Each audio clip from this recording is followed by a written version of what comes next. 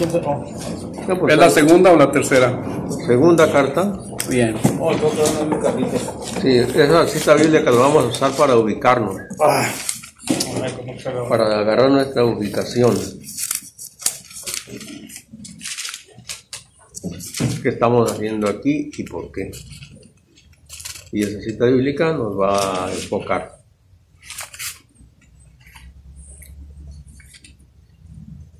¿Comenzamos? Juan. Ahora sí ya comenzamos. Vamos a hacer la señal de la cruz en nombre del Padre, del Hijo, del Espíritu Santo. Amén. Bueno, ahorita continuamos con la oración. Vamos a ver qué dice la palabra, porque también es oración cuando escuchamos la palabra. Amén. ¿Qué dice Sumiko? El que se aventura y no permanece en la doctrina de Cristo no posee a Dios. El que permanece en la doctrina, ese posee al Padre y al Hijo. Otra vez. El que se aventura... Hasta ahí, vamos poquito a poco. Dice el que se aventura. O sea que se aventura, tiene una doctrina que es la de Jesús, pero quiere aventurarse a buscar otra doctrina. ¿Qué más dice? Vamos poquito a poquito. ¿De qué versículo estamos hablando? Es versículo 9. Bien, no es cierto. El que se aventura y no permanece... Hasta ahí. El que se aventura y no permanece. Es decir, que tenemos una doctrina que nos dejó Jesús.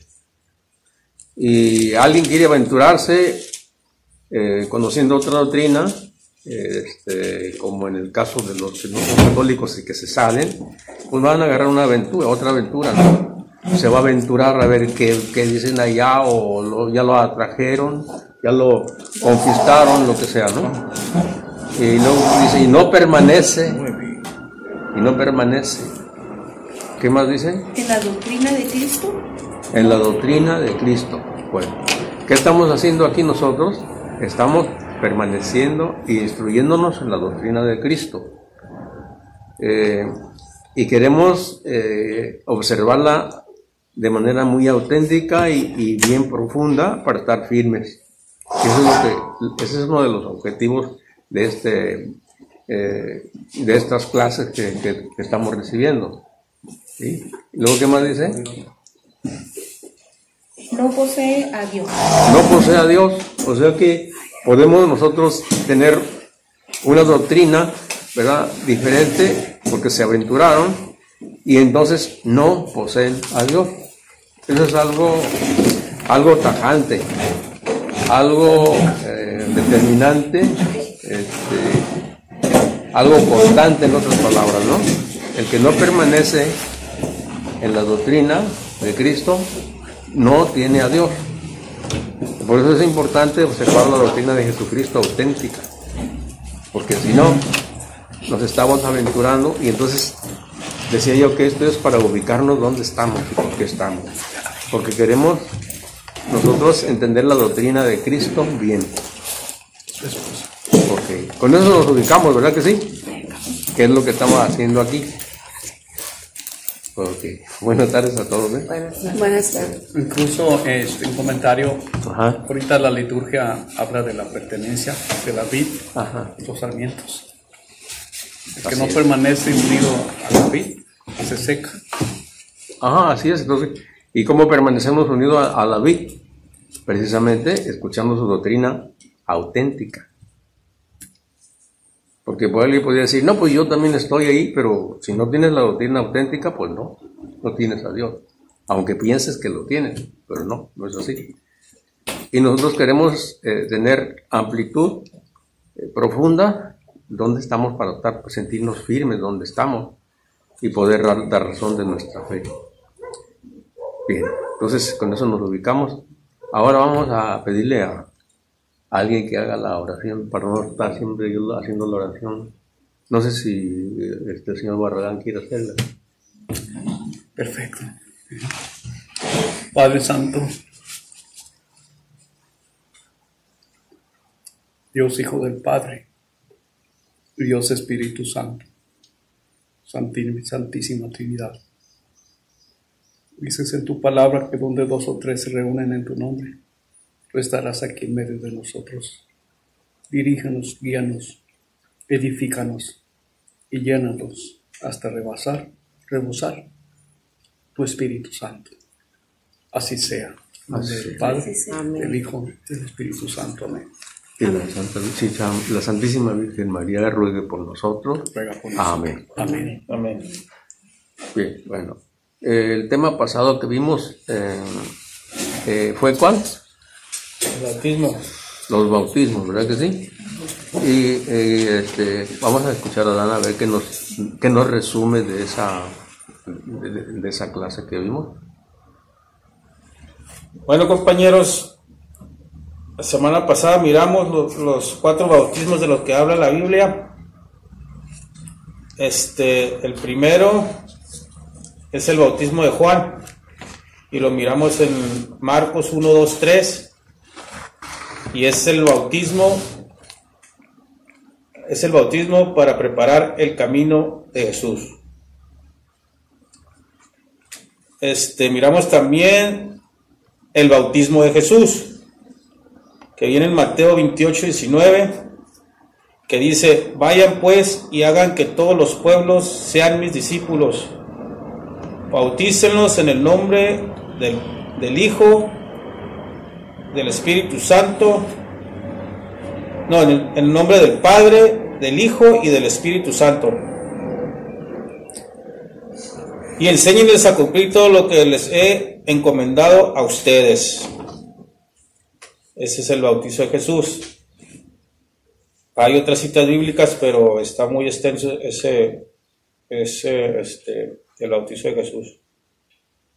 Después miramos el bautizo de sangre, que viene en Marcos 10, 38 y 39, que pues en resumen es el bautizo de sangre es cuando Cristo muere en la cruz y es bañado en su sangre. Después de miramos el bautizo por los muertos, y lo miramos en la cita bíblica 1 Corintios 15, 29. Y habla del bautizo de los muertos, que es un bautizo que hacían los paganos, y en este bautizo pues no había resurrección, y los paganos no pertenecían pues a la iglesia de Cristo. Y pues esos fueron los 4 bautizos que miramos que vienen en la Biblia. Esos son los 4 que menciona la Biblia. Bueno, gracias. Gracias. Bueno, ahora vamos a ver, no sé si vieron el WhatsApp que les pasé, ¿sí? Vamos a ver sacerdotes de la Nueva Alianza y sacerdotes de la Antigua Alianza. Tiene el objetivo de esta clase es a valorar más a nuestros sacerdotes. Ese es el objetivo. Y también otro objetivo es poder responder nosotros a las personas que nos dicen que en el Nuevo Testamento ya todos somos sacerdotes y que ya no hay sacerdotes como antes, ¿no? Ciertamente que ya como antes ya no hay, pero ya hay otro tipo de sacerdotes. Pero tenemos que comprobar nosotros con bases bíblicas que eso no es correcto lo que dicen. Porque muchas sectas dicen eso. Unos dicen que sí, otros dicen que no. Bueno, entonces cuando nos toque nosotros hablar con alguien que dice que no, hay que podernos mostrarle que eso no es correcto. Basándonos en la Biblia, demostramos que así es y que nuestra iglesia está basada en la Biblia 100%. Así es. Y que las otras no están basadas en la Biblia. Creen que están basadas, pero no es cierto. Cuando ya descubre uno eso, cuando uno va viendo las citas bíblicas, va uno descubriendo que no es cierto. Así es, porque ya sabemos que eso es un engaño, pues. Así es. Entonces ese es el objetivo. Señor Jesús, tú estás aquí con nosotros, como tú dijiste cuando nos amaste. Quédate con nosotros e instrúyenos, Señor. Instrúyenos. Que experimentemos tu presencia a un lado de nosotros. Enséñanos, Jesús, Maestro. Enséñanos. Amén. Así sea. Bueno, vamos a continuar. Vamos a empezar más bien. Vamos a ver ahorita A mí me gusta siempre dar las definiciones de las palabras, porque es muy importante también esto, porque cuando va uno a dialogar con alguien, tiene uno que fijar los términos en los que va uno a hablar. Si no, cada quien va a pensar lo que quiere de lo que vamos a ver. Y es bien importante eso. Por ejemplo, si alguna persona nos dice, oye, sabes que la Biblia, que esto otro, nos dice esto, okay, si quieren dialogar con una persona que no es católica, pero que trata de evangelizarnos, pues ok, bien, sí, platicamos, claro que sí. Pero, ¿de qué me vas a hablar? ¿De la Biblia? Sí, okay, muy bien, qué bien. Entonces, mira, si me vas a hablar de la Biblia, me tienes que decir quién hizo la Biblia, cuándo la hizo, qué significa la palabra Biblia. Si no vamos bien. Ahora, si no te la sabes, yo te la voy a decir. Y es oportunidad de uno evangelizarlo. Porque casi siempre las personas que andan haciendo eso no saben quién hizo la Biblia. Saben quién la escribió, pero no saben quién la hizo, en qué año, cómo fue, todo eso no lo saben. La mayoría. Uno que otro por ahí sabe, y lo sabe mal. No lo sabe así bien, no lo sabe. Porque empiezan a decir, no, pues la Biblia la escribió. No. Yo no digo quién la escribió, dije quién la hizo. Y ya eso cambia.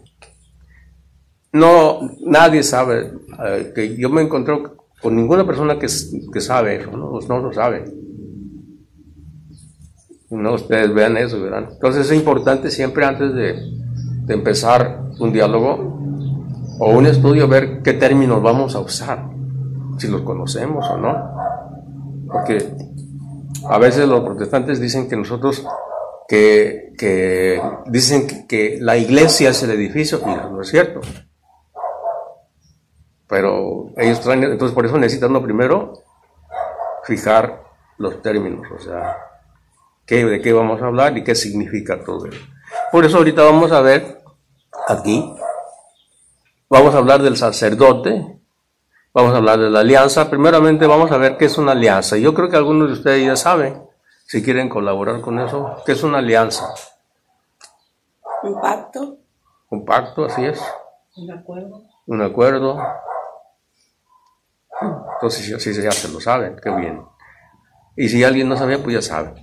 Una alianza es un pacto, un contrato, un arreglo. En este caso, es un pacto o un arreglo que Dios hace con el hombre. Un pacto se hace siempre entre dos personas o más. Entonces, la alianza o el pacto, la que vamos a tratar aquí es de Dios con el hombre. Un arreglo que tuvo con el hombre Dios. Luego vamos a hablar qué es un sacerdote. ¿Qué significa la palabra sacerdote? ¿Alguien la sabe por ahí? ¿Es un representante de Dios? Ajá, es un representante de Dios, así es. ¿Y el significado de la palabra cuál será? Le digo, ahí sacamos más cosas buenas. La definición. Ajá, la definición, sí. ¿Qué dice el diccionario? El diccionario nos dice así, que es el que nos da las cosas sagradas. Sacer quiere decir sagrado, y lo quiere decir don, el que nos da las cosas de Dios. Eso quiere decir sacerdote. ¿Qué hace un sacerdote? ¿Cuál es la función del sacerdote? Hay algo muy especial que hace, aparte de eso, que lo designa como sacerdote. ¿Okay? Que lo designa como sacerdote. O sea, su quehacer como sacerdote, ¿cuál es? Así, porque ciertamente que eso hace, predica, pero lo más esencial, podemos decir, lo que hace un sacerdote es ofrecer sacrificios a Dios por nuestros pecados. Eso es lo que hace un sacerdote. Bueno, ahora, eso de sacrificio, eso sí lo sabemos qué es, ¿verdad que sí?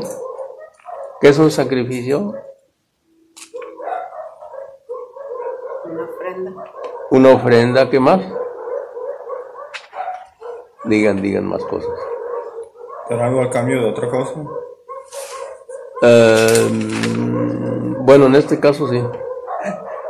Hacemos un sacrificio y el Señor nos da perdón. Así es. Nos da su perdón. Así es. Entrega también. Ajá. Y aquí para más conciso es matar a un animalito. Eso es lo que dice, lo que veíamos en el Antiguo Testamento, que mataban borregos, vacas, chivos, corderos, ofreciendo a Dios eso para el perdón de los pecados. Eso es lo que hacía el sacerdote en la antigua alianza. Bueno, muy bien. La Biblia nos habla de las alianzas. Vamos a ver ahorita ya la Biblia. Hasta ahí vamos bien ya, ¿verdad? Sí. Entonces, ¿qué es una alianza? Un pacto. ¿Qué es un sacrificio? Algo es matar un animalito. Inclusive nosotros oímos decir así, la planta sacrificadora. ¿Se acuerdan de eso? Donde matan las vacas. Porque así se dice, pero claro, ahí no se ofrece a Dios eso, pero aquí en la Biblia se habla de esos sacrificios que se ofrecen a Dios. Bueno, entonces eso es. Y sacerdote quiere decir el que nos da las cosas de Dios, el que nos da las cosas sagradas. Eso quiere decir sacerdote. Y la función del sacerdote es ofrecer sacrificios a Dios por nuestros pecados. Bueno, ok. Ahora vamos a ver dónde se habla en la Biblia de esto. Vamos a ver de esto de la alianza. Vamos a empezar a ver eso en la Biblia. Y bueno, yo les quiero decir algo ahorita. Por ejemplo, aunque hay muchas alianzas en la Biblia, se ven muchas alianzas, sin embargo se considera todo el Antiguo Testamento la alianza antigua. Sí, así es. Entonces todo el Antiguo Testamento, tal como lo dice Antiguo Testamento o Antigua Alianza o Antiguo Pacto, es todo lo que es el Antiguo Testamento. Pero aquí vemos detallitos, por ejemplo, aquí cuando comienzan las alianzas con el hombre. ¿Sí recuerdan cuál es la primera alianza con el hombre? La primera que hubo. En el Sinaí. Antes de esa había otra. El no tomar eso. el fruto del árbol. Exactamente, esa es la primera alianza. Yo te doy todo esto porque la alianza es un contrato. Yo te doy esto y tú a cambio vas a hacer esto, es un trato. Entonces Dios le da a Adán y Eva el paraíso, van a vivir muy bien, muy felices, pero no toques ese árbol y ya, ese es el trato, ¿no? Entonces, esa es la primera alianza. Después la segunda alianza es la de Noé. La de Noé. ¿Verdad que sí? Sí. Vamos a ver Génesis 6:18, a ver qué nos dice ahí.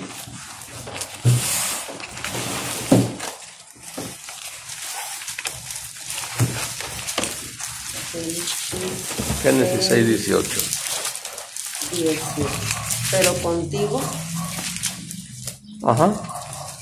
Pero contigo voy a firmar mi pacto. Ajá. Y entrarás en el arca, tú y tu esposa, tus hijos y las esposas de tus hijos contigo. Ok, entonces va a hacer una alianza Dios con Noé, que es la primera alianza. Esta parte de la Biblia nada más la pusimos aquí para que vean que la Biblia nos habla de las alianzas, ¿verdad? Hay más citas bíblicas con otros casos de la alianza, pero yo creo que con esa vamos avanzándole ahí, porque como siempre estos temas son muy amplios y a veces no nos alcanza el tiempo. Entonces, decíamos que el oficio del sacerdote es ofrecer sacrificios a Dios. Bueno, dentro de la alianza, de la antigua alianza, hay sacerdotes que hacen, que tienen, son diferentes sacerdotes que hacen diferentes funciones. En el Antiguo Testamento ¿se acuerdan cuántas clases de sacerdotes hay? Porque se les mandé el WhatsApp. ¿No se acuerdan? ¿Cuántas clases de sacerdote hay en el Antiguo Testamento? 4. 4. Hay 4. Sí, ¿cuáles son?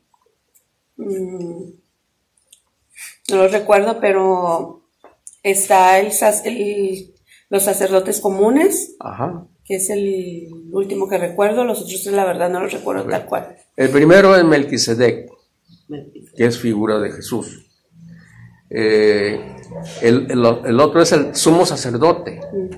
Y el otro son sacerdotes ministeriales, que son los ayudantes de los sumos sacerdotes. Y los otros son todo el pueblo en común. Entonces son 4 tipos de sacerdotes que hay en la antigua alianza. Otra vez, ¿cuáles son? Ok, Melquisedec, que es figura de Jesús. El sumo sacerdote y los ayudantes del sumo sacerdote. Y el pueblo en general. Entonces esos son los sacerdotes del Antiguo Testamento o Antigua Alianza. Por eso es que cuando nos bautizan nos proclaman como sacerdotes, profeta y rey. Porque también en el Nuevo Testamento hay sacerdotes comunes. Así es. Nosotros no somos ministeriales, pero somos comunes. Así es. Y la función de nosotros no es la misma función del sacerdote ministerial.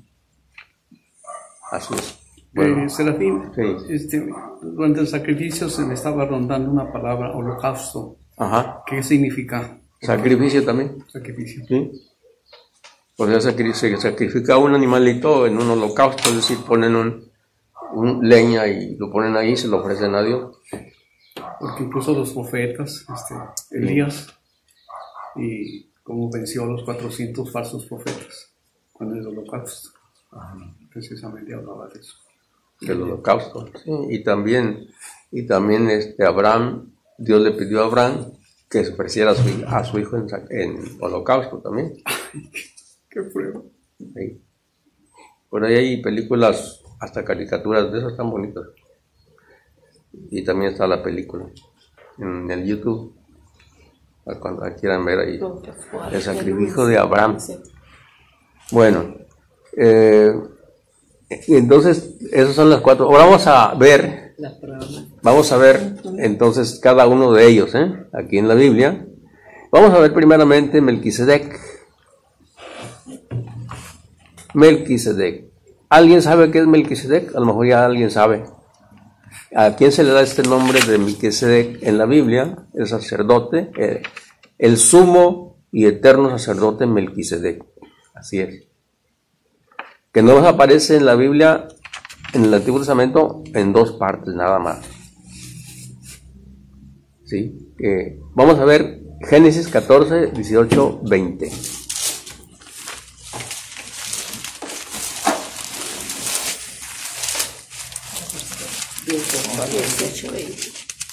Génesis 14, 18, 20. Les recuerdo que estos temas están hechos de tal manera que ustedes puedan compartirlos con otras personas, porque viene por secciones. Ahorita estamos viendo las clases de sacerdotes que habían en el Antiguo Testamento. La primera es Melquisedec, sumo y eterno sacerdote, que nada más aparece en el Antiguo Testamento en 2 partes, nada más. Génesis 14, 18, 20.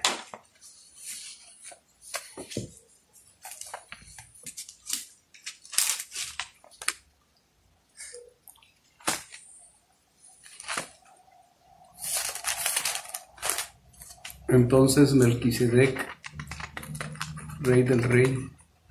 Entonces Melquisedec de Salem presentó pan y vino, pues era sacerdote de Dios Altísimo, y le bendijo así. Bendito sea Abraham del Dios Altísimo, creador del cielo y tierra, y bendito sea el Dios Altísimo. Es la primera vez que aparece Melquisedec ahí, que no dice ni de dónde viene ni a dónde va, simplemente aparece ahí y bendice a Abraham.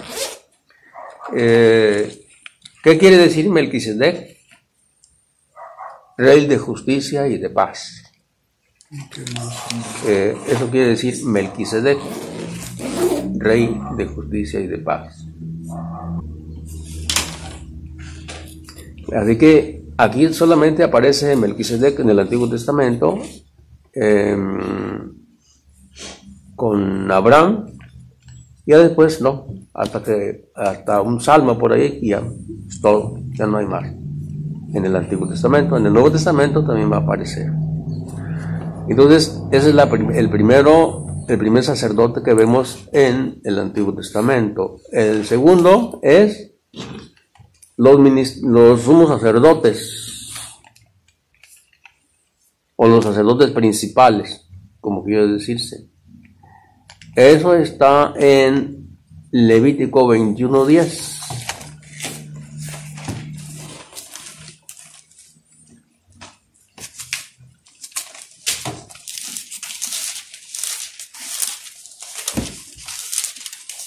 Levítico es el segundo, Éxodo, Levítico, el segundo libro. Perdón, es el tercero, ¿no? ¿Qué? Génesis, Éxodo, Levítico, es el tercer libro de la Biblia, sí. ¿En el antiguo? Sí, Ok. casi al principio. Génesis, Éxodo y Levítico. Los del Nuevo Testamento me los sé de memoria, pero los del primer testamento y a ver no. cuándo nos lo enseña. Sí. Porque yo no me lo sé. ¿No? No, yo me sé poquito nada más, pero yo me trabo por ahí en alguno que otro. Levítico, ¿qué dijimos? 21:10. Ajá, Levítico 21:10. Vamos a ver qué dice ahí. El sacerdote que ha sido puesto más alto que sus hermanos, Oigan bien, es más alto que sus hermanos. sobre cuya cabeza se ha derramado el óleo de unción, y que ha sido consagrado con la investidura de los ornamentos. En ningún caso tendrá su cabellera suelta ni rasgará sus vestidos. Bien, entonces ahí tenemos el sumo sacerdote o el sacerdote principal. Que ese sacerdote, ¿cuál era su función? La función de ese sacerdote es entrar nada más una vez al año al lugar más santo del templo. Nadie más podía entrar más que el sumo sacerdote. Los ayudantes tenían que quedarse en otra parte del templo, porque el único que entraba ahí era el sumo sacerdote. Esa era su función de él. Bueno, entonces ese es el 2, ¿no? El número 2. Ahora vamos a ver el tercero. El tercero es los sacerdotes ministeriales, que eso está en Números 18:2-4. Enseguida del libro del Levítico parece que está el de Números.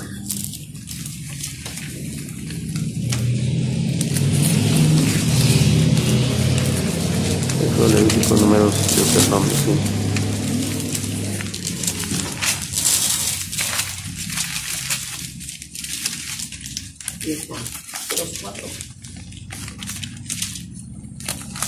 Dieciocho, 2, 4. También harás que participen. A ver, alguien que lo lea que no haya leído. También harás participen. Ajá. A ver si usted lee, por favor. También harás que participen en el culto los levitas. Son tus hermanos de la tribu de tu padre. Te ayudarán y te asistirán cuando tú y tus hijos tengan que servir en la tienda del testimonio. Ajá. Serán socios de ustedes en todo el servicio de la tienda, pero no se aproximarán a los objetos sagrados, ni al altar, pues de lo contrario será la muerte para ellos y ustedes. Ándale, estaba dura la cosa. No se deben de acercar porque si no, cuidado. Así que bueno, esos eran los ayudantes del sumo sacerdote. Bien,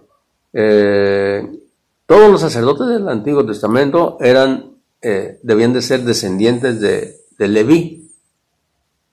¿Sí se acuerdan quién era Leví o no? No, yo No, o sea que, Leví La tribu. era hijo de de Jacob. Era hijo de Jacob o bien Israel, porque a Jacob Dios le cambió el nombre, le puso Israel. Entonces, ¿se acuerdan que tuvo 12 hijos? Bueno, uno de los 12 hijos era Leví. Y de ahí viene toda la descendencia de los sacerdotes, porque Dios quiso así. Por ahí dice en otra parte que no vamos a ver eso porque no. Incluso no recibió tierras, ¿verdad? No recibió tierras. No recibió la No sé, eso no lo No sé. recibió, Leví no recibió la tribu. No recibió tierras de. Para que estuvieran al servicio. Qué bien. Maravilloso. Sí, así es que bueno, de ahí vienen todos los sacerdotes, ¿no? De ahí viene Moisés también, porque Moisés también viene de la tribu de Leví, Aarón también, y así que solamente Dios quiso que de ahí fueran sus sacerdotes, de la tribu de Leví. Estamos hablando del Antiguo Testamento, ¿verdad? Ok, ya vimos la tercera clase de sacerdotes. Ahora vamos a ver la última, que es el pueblo en general. Éxodo 19:6. ¿Alguien que no haya leído? Miriam. 19:6. Ajá. Serán para mí. Así. Ajá. Serán para mí un reino de sacerdotes y una nación. Ay, yo me perdí. Que me es Y consagrado. una nación santa. Y una. Es el versículo 6. Serán para mí un reino de sacerdotes y una nación que me es consagrada. Esto dirán a los israelitas. Esto dirás a los israelitas. Bueno, ahí está. Entonces hay el pueblo en general. Claro que hay más citas bíblicas, pero con una hay. Con esto demostramos que en el Antiguo Testamento hay 4 clases de sacerdotes. Ahora nos vamos a pasar a la nueva alianza. A ver cuántas clases de sacerdotes hay en la nueva alianza, y ahí les va. Si lo vieron en el WhatsApp, ¿alguien lo vio en el WhatsApp? ¿No se acuerdan? ¿Cuántas clases son? No, ¿verdad? 3. ¿Cuál y cuál? Los sacerdotes superior, sacerdotes ministeriales y los comunes. Ajá. En el Nuevo Testamento también está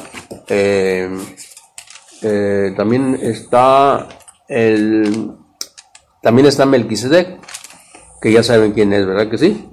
Sí. Melquisedec es Jesucristo, ¿sí? Que la Biblia no dice, Jesucristo no dice yo soy Melquisedec, no, pero uno descubre eso, y el catecismo de la Iglesia Católica también uno lo dice, que es figura de Melquisedec. Porque recuerdan que allá en el Antiguo Testamento, o sea, se le apareció a Abraham, es Jesús, porque Jesús es eterno, él no tiene principio ni fin, ¿no? Él es Dios. Alfa y Omega. Sí, así de que él estaba en el Antiguo Testamento y en el Nuevo Testamento. Nomás que aquí ya se hizo hombre y está entre nosotros, ¿verdad? Bueno, entonces aquí decíamos entonces que en la nueva alianza está Melquisedec. Hebreos 7:21. Hay 3 citas bíblicas que ahorita como que tomen una, bueno, con eso hay. Ya ustedes después verán todo el tema completo, que se los voy a enviar, y ahí lo desglosan ustedes todos cuántas citas bíblicas hay más. Hebreos 7:21.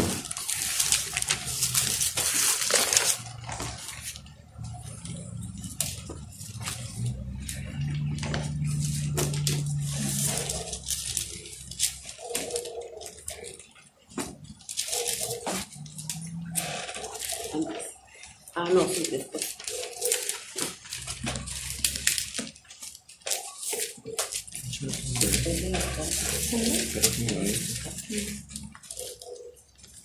Hebreos 7:21. Tú eres sacerdote para siempre. Ajá, ese es. Por eso fue Jesús, resultó fiador de una mejor alianza. Sí. Ese el 7:21. Sí. Así es. Él fue confirmado con este juramento. El Señor lo ha jurado y no se vuelve atrás. Tú eres sacerdote para siempre. Bien, así es.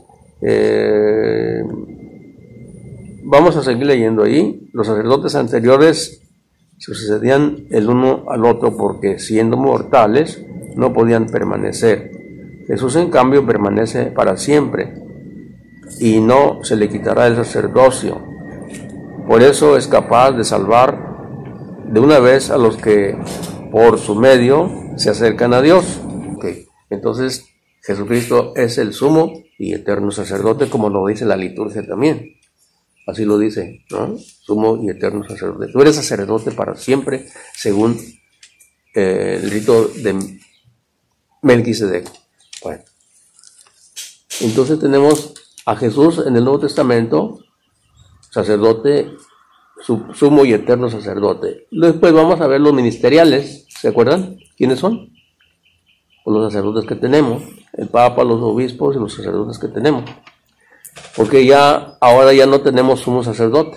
El sumo sacerdote es Jesús, ¿sí? Y los demás son ministeriales.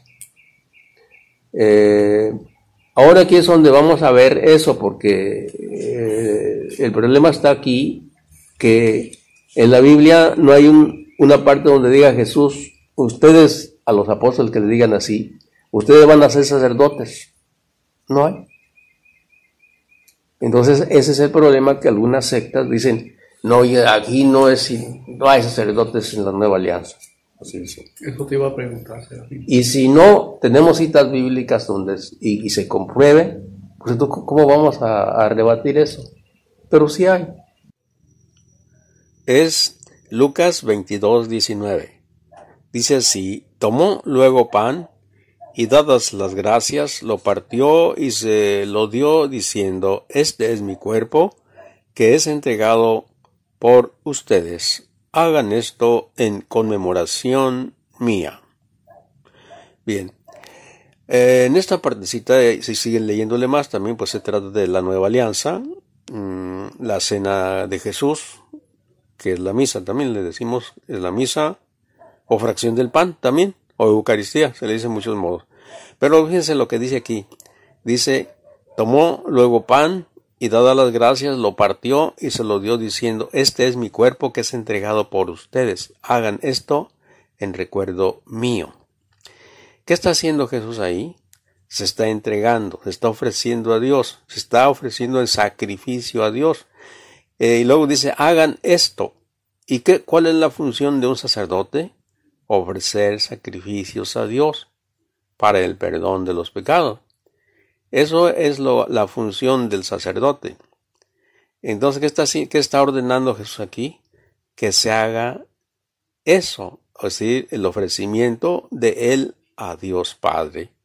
Luego el versículo 20 dice, de igual modo, después de cenar, la copa, diciendo: esta copa es la nueva alianza en mi sangre, que es derramada por ustedes.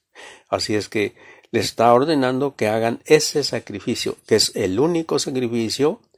Ya no va a haber más que ese sacrificio. Pero le dice así: hagan esto en conmemoración mía. Hagan esto. Esto es muy importante. Lo que dice Jesús, hagan esto. Es decir, ofrecer el único sacrificio, que es Jesús, al Padre. Los que no son católicos dicen: ¿y para qué hacen ese sacrificio si ya Jesucristo murió en la cruz por él? ¿Es el único? Pues claro que es el único sacrificio. Pero Jesucristo ordenó que se hiciera. Y eso es lo que se hace desde siempre hasta nuestros días. Desde que Jesús mandó hacer esto, así lo hace la iglesia que Jesucristo hizo, la iglesia católica, fundada por Jesucristo. Esto lo hace desde siempre, pero ahí está ordenando sacerdotes, porque ¿qué hace un sacerdote? Ofrece sacrificios a Dios, aunque no diga ahí, ustedes van a ser sacerdotes, pero con eso que le está diciendo, lo está ordenando sacerdotes. Por eso se celebra el Jueves Santo la institución del sacerdocio y también la institución de la Eucaristía.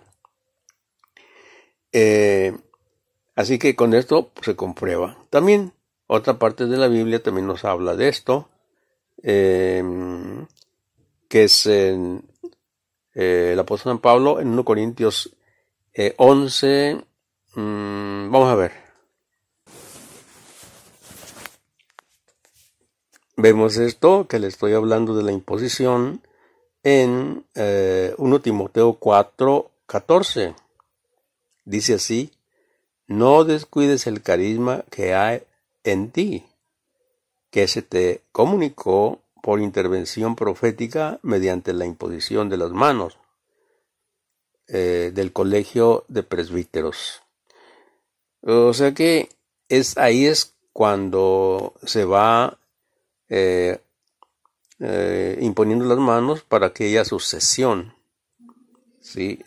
Que no es para todo el pueblo, sino es solamente para los que van a ser presbíteros, es decir, sacerdotes, que anteriormente se les decía así, presbíteros. También se les dice ancianos, pero no quiere decir por eso que sean ancianos de edad, sino encargados de una comunidad. Bien, pues entonces con esto se comprueba.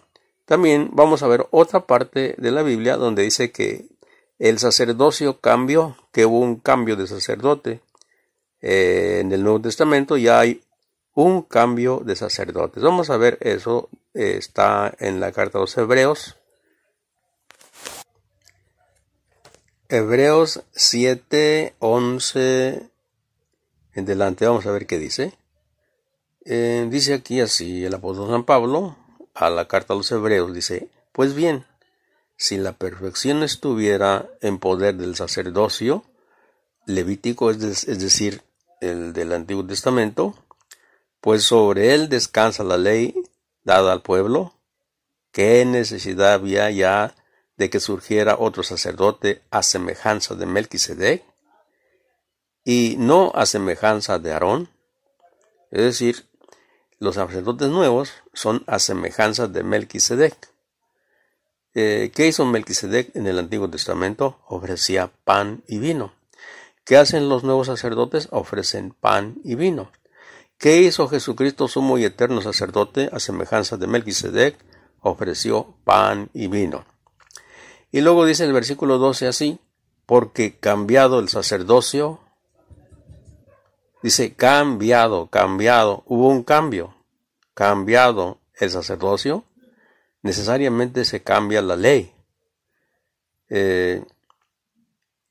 Así que hubo un cambio de sacerdocio. Ahora ya estamos en la nueva alianza, donde hay nuevos sacerdotes que ofrecen el único sacrificio agradable a Dios, que es precisamente Jesucristo, ofrecido como oblación al Padre, en sacrificio pues, para el perdón de nuestros pecados. Porque la perfección, vuelvo al versículo 11, pues si la perfección estuviera en poder del sacerdocio levítico, es decir, en el sacerdote antiguo, eran sombras nada más de lo que habría de suceder ahora. Eso era preparación para que viniera Jesús a la tierra. El Antiguo Testamento era una preparación para que viniera Jesús aquí a la tierra. Y no era perfecto el sacrificio que se hacía. En cambio, el sacrificio que Jesús hace es un sacrificio perfecto, agradable a Dios. Es el mismo Jesús que se ofrece al Padre. Por eso Él es el Cordero de Dios que quita el pecado del mundo. En cambio, los sacrificios anteriores no quitaban el pecado del mundo, es decir, no vencían la muerte. Eran nada más sombras, como dice Colosenses 2:16. Todo lo que había anteriormente era sombra de lo que había de suceder ahora. Repito, el Antiguo Testamento era preparación para la venida de Jesús.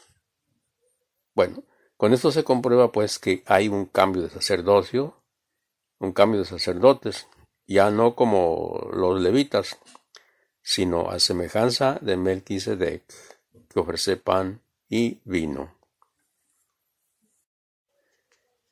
Bien, ahora vamos a ver cuáles son las funciones de los sacerdotes de la nueva alianza. Aunque más o menos ya estamos vislumbrando qué es lo que hacen, pero vamos a ponerlos más claro. ¿Qué hace Jesucristo, sumo y eterno sacerdote? Lo dice, vamos a ver en qué parte de la Biblia. Lo dice en Romanos 8,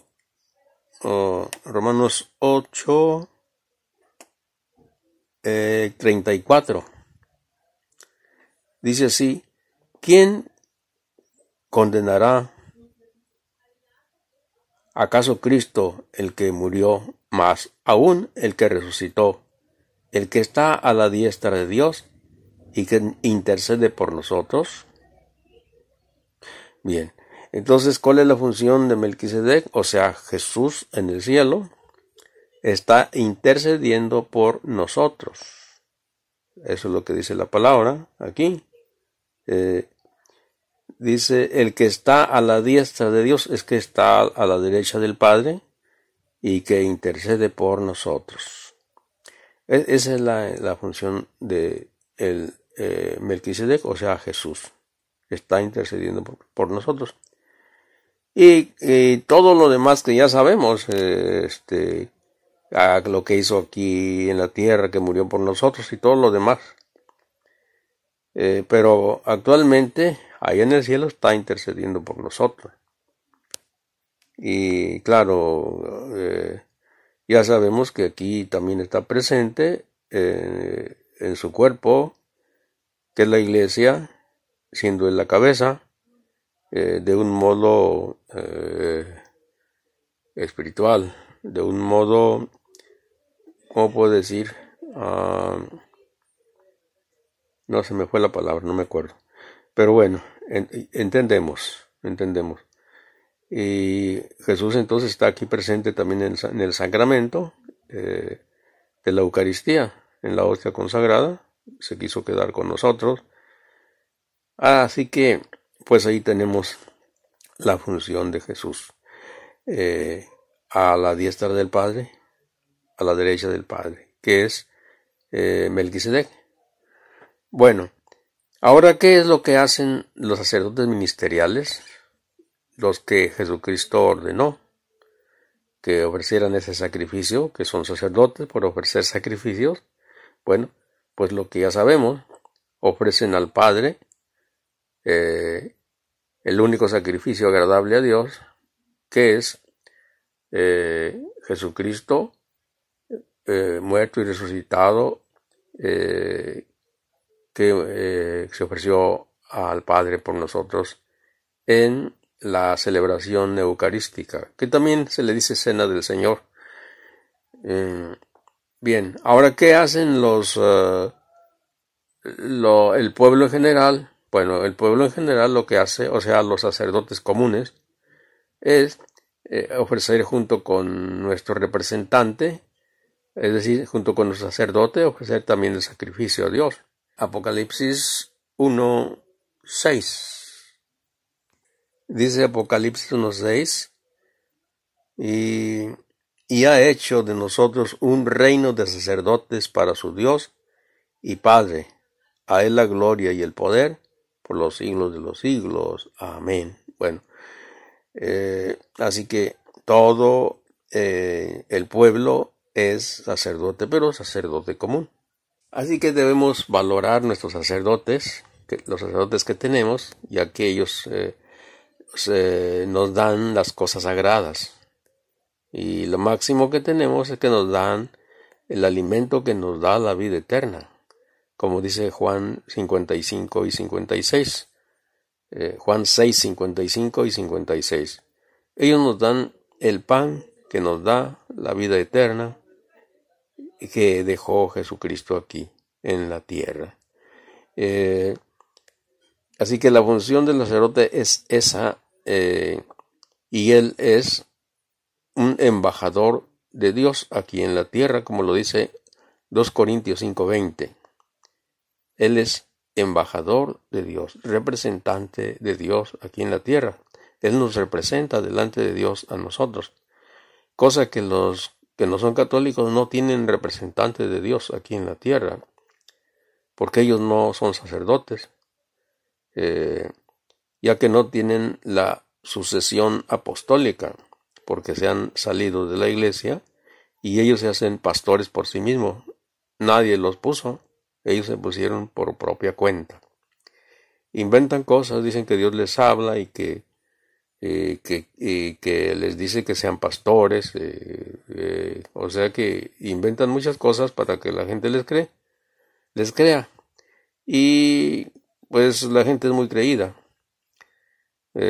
Si alguna persona dice, oiga, yo tengo un árbol que lo puso Dios, y si toma ese té de ese árbol se va a sanar, y pues la gente va a creer, alguna o que otra persona por ahí le cree, y si la persona se sana, pues ya se hace más popular, y así sigue igual.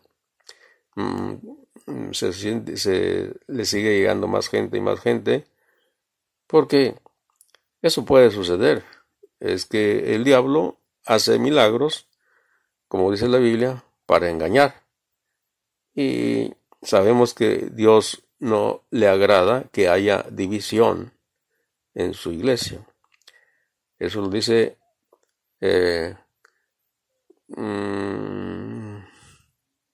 ¿Cuál es? Efesios, sí.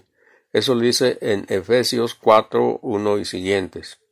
Él quiere que tengamos un solo cuerpo, es decir, una sola iglesia, una sola fe, un solo bautismo.